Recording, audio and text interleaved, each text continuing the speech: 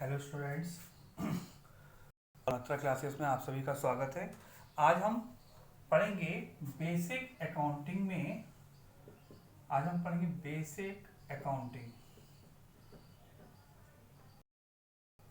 Accounting का meaning क्या होता है? अकाउंटिंग का मीनिंग होता है लेखांकन। लेखांकन ये दो शब्दों से मिलकर बना है। एक है लेखा प्लस अंकन। लेखा, जितने भी हम बिजनेस में ट्रांजैक्शन करते हैं उन सबको अंकन माने लिखना। ठीक है, लेखा कहते हैं लिखना।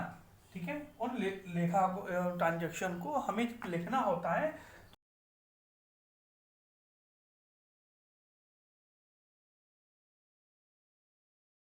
तो हम ट्रांजैक्शंस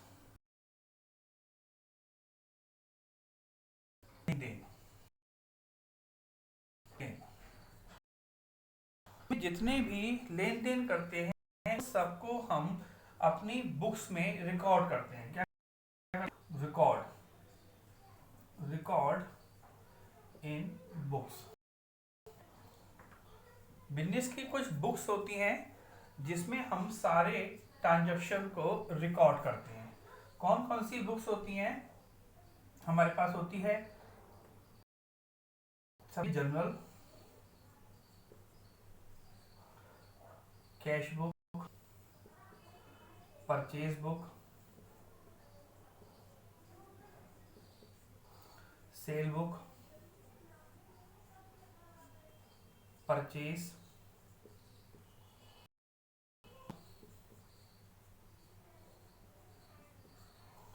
सेल, रिटर्न और लेजर। ये सारी जितने भी ट्रांजेक्शन होते हैं वह हम इन बुक्स में रिकॉर्ड करते हैं। जनरल में, कैश बुक में, परचेज बुक में, सेल बुक में, परचेज रिटर्न में, सेल रिटर्न में और लेजर में। ठीक है, तो इन सबको जितने भी हम डेली के ट्रांजेक्शन करते हैं उन सबको हमें बुक्स में रिकॉर्ड करने को ही हम क्या बोलते हैं? हम बोलते हैं अकाउंटिंग। ठीक है, नोट कर लीजिए इसको।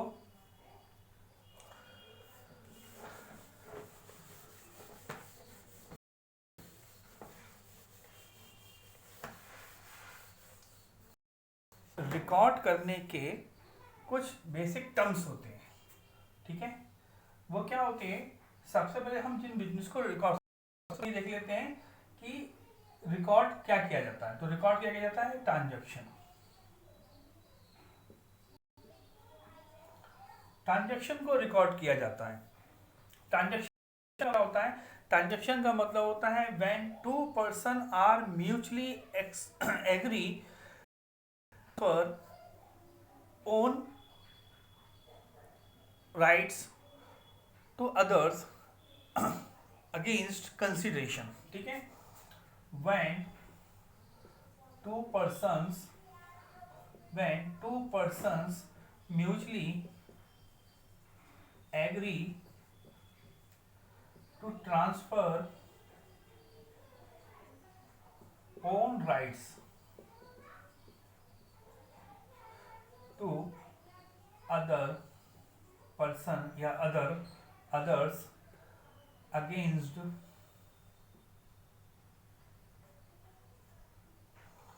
कंसिडरेशन।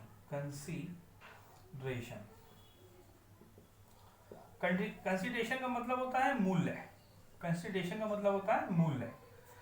जब दो व्यक्ति अपने अधिकारों को एक दूसरे को ट्रांसफर करते हैं, काय में, किसके बदले?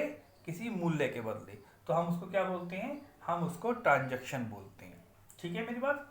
when two persons mutually agree to transfer own rights to other, किसी कंसिडरेशन यानी किसी प्राइस के बदले में अगर हो जाते हैं तो हम उसको क्या बोलते हैं? लेन देन यानी ट्रांजैक्शन बोलते हैं। ठीक है, इसको वीडियो पॉज करके नोट कर लीजिएगा। हमारे ट्रांजैक्शन चार तरीके के होते हैं। ट्रांजैक्शन चार तरीके के होते हैं ये ट्रांजैक्शन हमारे पास। पहला होता है कैश ट्रांजैक्शन, दूसरा होता है क्रेडिट ट्रांजैक्शन, तीसरा होता है पेपर ट्रांजैक्शन, चौथा होता है वाटर ट्रांजैक्शन।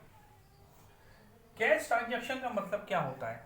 कैश ट्रांजैक्शन का मतलब होता है कि ऑन टाइम पर, उसी सेल के टाइम पर हम क्या करें, कैश का पेमेंट हो जाए, इमीडिएटली कैश का पेमेंट होना ही कैश ट्रांजैक्शन कहलाता है। मतलब अभी हमने लिया, अभी हमने सामान खरीदा और तुरंत पेमेंट कर दिया, तो ये क्या होता है, ये कैश ट्रांजैक्शन होता है। उसको बोलते हैं नगद लेन देन, नगद लेन देन। हैंड टू हैंड, इसमें पेमेंट कैसे होता है, हैंड टू हैंड पेमेंट हो जाता है, हैंड टू हैंड पेमेंट।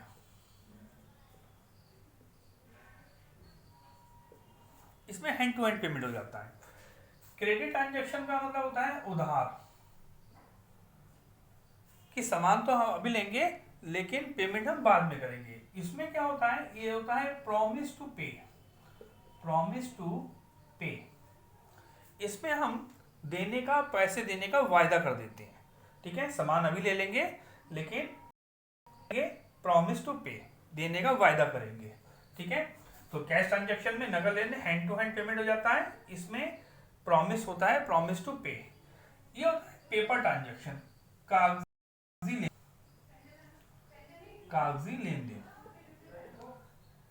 इसमें हम प्रॉमिस टू पे नहीं करते, ना तो हम नगद देंगे, इसमें हम जो ट्रांजैक्शन करेंगे इसमें ना तो हम नगद पेमेंट देंगे और ना ही देने का वायदा करेंगे। बस क्या करेंगे, कागज के थ्रू हम पेमेंट कर देंगे। जैसे कि मान लीजिए हमने चेक से पेमेंट कर दिया, ड्राफ्ट से पेमेंट कर दिया, या कोई बिल एक्सेप्ट कर लिया, तो क्या होता है, पेपर ट्रांजैक्शन क्या हुआ, कागजी लेन देन। इसमें क्या होता है, इसमें चेक या ड्राफ्ट या बिल एक्सेप्ट करके हम हैंड टू हैंड अपना हिसाब निपटा देते हैं, लेकिन इसमें ना तो हम नकद पेमेंट अपनी जेब से पैसा देते हैं और ना ही आगे चल के पेमेंट हम चेक के थ्रू पेमेंट कर देते हैं। ये वाटर सिस्टम, वाटर सिस्टम में एक्सचेंज होता है, इसमें क्या होता है, एक्सचेंज होता है, एक्सचेंज गुड्स फॉर गुड्स। इसमें सामान के बदले हम सामान देते हैं। जो पहले हमारा वाटर सिस्टम चलता था, जिसको मनी ने रिफ्यूज किया है, वो है बार्टर सिस्टम, यानी बार्टर ट्रांजैक्शन, लेन देन, यानी इसको बोलते हैं विनिमय, वस्तु विनिमय, इसको बोलते हैं वस्तु विनिमय। यह है वस्तु विनिमय। इसमें क्या होता है, इसमें एक्सचेंज होते हैं गुड्स फॉर गुड्स, यानी गुड्स के बदले सामान, के बदले सामान होता है, ठीक है मेरी बात। तो ये होते हैं हमारे चार ट्रांजैक्शन, ठीक है। इसको पॉज करके नोट कर लीजिएगा।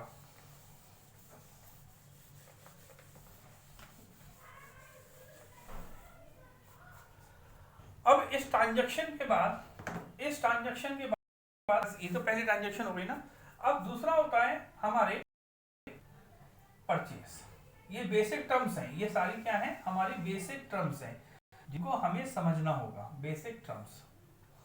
दूसरा होता है परचेस। परचेस का मतलब होता है खरीदना, और एक होता है बाउट माने खरीदना, एक होता है बाउट, बाउट माने भी क्या होता है, खरीदना।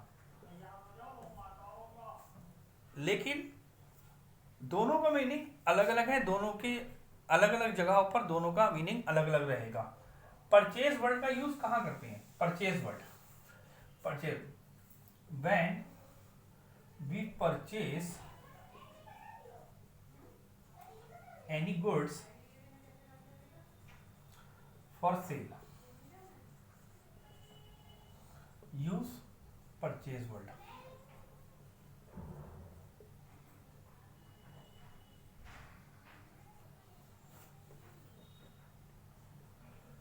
जब भी हम कोई ऐसा सामान खरीदेंगे जो हमने खरीदा ही सेल करने के लिए है, या हम बोल सकते हैं for which goods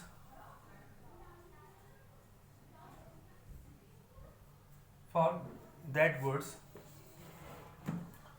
for that goods in which we deal. पहला क्या है, when we purchase any goods for sale, अगर हम कोई भी सामान खरीदने के लिए बेचने के लिए खरीद रहे हैं तो वहां पर परचेज वर्ड यूज होगा, वहां पर बाउट वर्ड यूज नहीं। या फॉर दैट गुड्स, उस सामान के लिए इन विच भी डील, जिसमें हम डील करते हैं, मतलब जिसमें हम जिस सामान को हम बेचते हैं, जिसका बिजनेस करते हैं, अगर वही सामान हम खरीद रहे हैं तो उसके लिए यूज होता है परचेज। ठीक है, एग्जाम्पल को में देख लीजिए, गुड्स परचेज्ड, हमने सामान खरीदा तो क्या लिखेंगे, purchase account debit to cash account. ठीक है, purchase account debit to cash, ये जनरेटिव मैं बाद में बताऊंगा, लेकिन मैं अभी बताया कि क्या यूज करेंगे। और अगर हमने मान लीजिए मशीन खरीदी, बाउट प्लांट खरीदा, मान लीजिए मशीन की जगह प्लांट लिख सकते हैं, प्लांट लिखता है प्लांट लिखे, मशीन चाहे मशीन लिखे, तो क्या एंट्री बनेगी, तो बनेगी plant account debit to cash account, plant account debit to cash. यहां पर हमने क्या लिखा, हमने माल खरीदा था, हमने यहां पर माल खरीदा था तो क्या लिखा था, purchase account debit to cash, और अगर हमने प्लांट खरीदा तो क्या लिखा, plant account debit to cash account. ठीक है, तो दोनों का वर्ड का यूज अलग अलग होगा। अगर हम कोई एसेट्स परचेज कर रहे हैं या कोई अदर आइटम परचेज कर रहे हैं जिसमें हम डील नहीं करते हैं तो उसके लिए हम लिखते हैं जो एसेट्स परचेज करेंगे टू कैश अकाउंट, और अगर हम वही माल खरीद रहे हैं जिसमें हम डील करते हैं तो उसके लिखेंगे purchase account debit to cash account. ठीक है,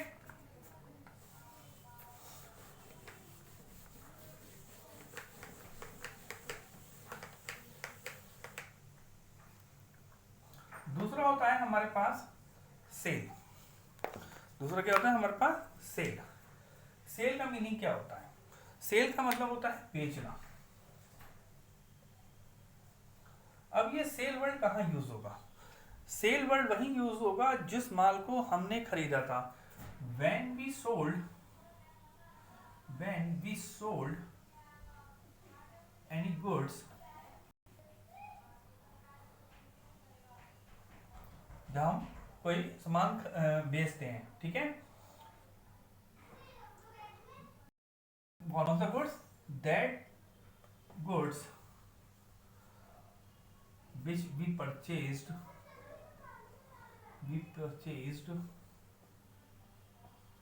for sale। अगर हमने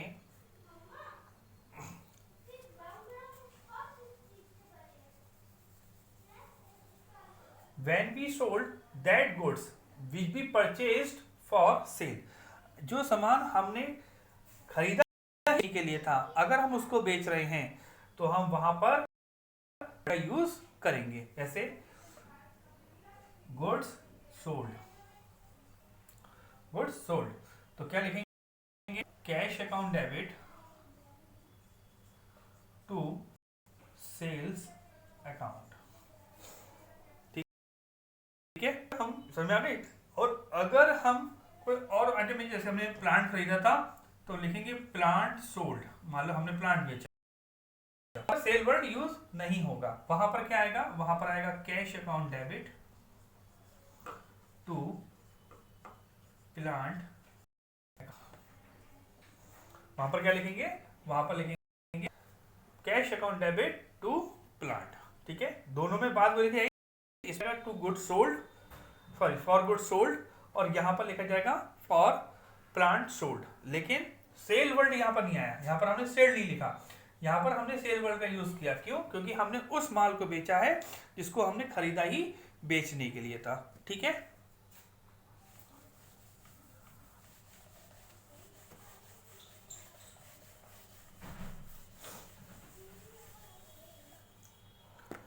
तीसरा हमारा आता है एसेट्स, संपत्ति। संपत्ति क्या होती है, संपत्ति मीन्स होता है वो आइटम जिसको हमने लॉन्ग टर्म या शॉर्ट टर्म के लिए खरीदा हो, पर उसकी हम उसमें डील ना करते हो, या इन फ्यूचर जो हमें प्रॉफिट दे। ठीक है, एसेट बराबर होता है हमारा कैपिटल एक्सपेंडिचर, पूंजीगत खर्चा जिससे हमारी पूंजी बन रही होगी, तो एसेट्स बराबर हो गया हमारे पास कैपिटल एक्सपेंडिचर, या हम एसेट्स बोलेंगे all those items which be purchased, all those that items in which we don't deal, वो सभी आइटम्स, वो सारे आइटम्स जिसमें हम डील नहीं करते हैं, ठीक है, for long term, for long term, जो लंबे समय के लिए होती हैं, वो हमारी क्या होती हैं, एसेट्स। कुछ लंबे समय के लिए, for long term and short term, दोनों हो सकती हैं वो, एंड शॉर्ट टर्म।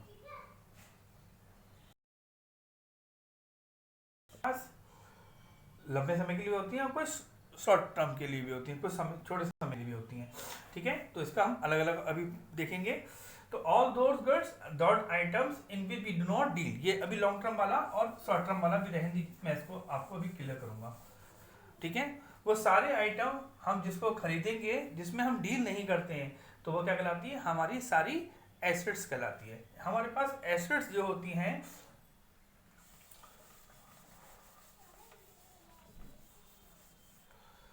दो तरह की एसेट्स हमारे पास होती हैं, एक होती है टेंजिबल और एक होती है इनटेंजिबल। टेंजिबल एसेट्स क्या होते हैं, टेंजिबल एसेट्स को हम बोलते हैं भौतिक, भौतिक संपत्ति भी बोल सकते हैं, इसको बोलते हैं अभौतिक। टेंजिबल एसेट्स होती हैं which we can see and, जिस टेंजिबल होती है जिनको हम देख सकते हैं और जिनको हम देख और छू सकते हैं, वो हमारी कहलाती हैं टेंजिबल एसेट्स। और यहां पर हो जाएगा which we can not see and touch. जैसे हमारे पास टेंजिबल एसेट्स क्या हो गई, हमारे पास हमारा प्लांट हो गया, हमारी कैश हो गई, ठीक है, हमारा इन्वेस्टमेंट हो गया, इन्वेस्टमेंट करेंगे तो हम बोलेंगे हमारा, ये सब क्या है, ये सब मशीन्स हो गई, ये सब क्या है, ये सब हमारी टेंजिबल एसेट्स हैं, ठीक है। इन टेंजिबल एसेट्स में हमारे पास कॉपीराइट हो गया, गुडविल हो गई, जो हम देख नहीं सकते हैं, जिसको हम देख नहीं सकते, लेकिन केवल हम उसको क्या कर सकते हैं, फील कर सकते हैं। जैसे हमारा कॉपीराइट है, हमें पता है, हमारा पेटेंट है, हमें पता है, हमारी गुडविल है, तो ये सब क्या है, ये सब हमारी इनटेंजिबल एसेट्स होती हैं, ठीक है मेरी बात। हम इसको एसेट्स को दो और कैटेगरी में बांट सकते हैं, एक होती है फिक्स एसेट्स और एक होती है करंट।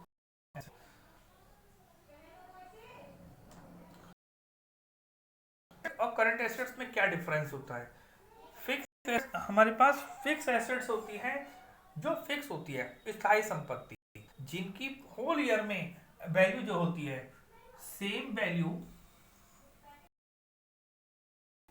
इन होल ईयर,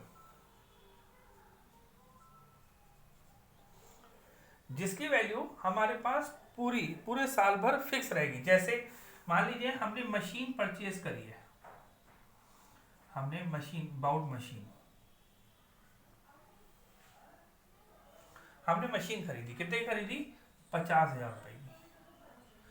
तो पूरे साल भर पूरे साल भर के अंदर इस मशीन की वैल्यू जो रहेगी वो 50,000 रुपए रहेगी। ये पूरे साल भर में कभी भी चेंज नहीं होगी, यानी इसकी अमाउंट सेम रहती है पूरे साल भर, ठीक है, सेम वैल्यू इन पूरे साल भर में इसकी वैल्यू सेम रहेगी। करंट एसेट्स क्या होती हैं, same value in whole year,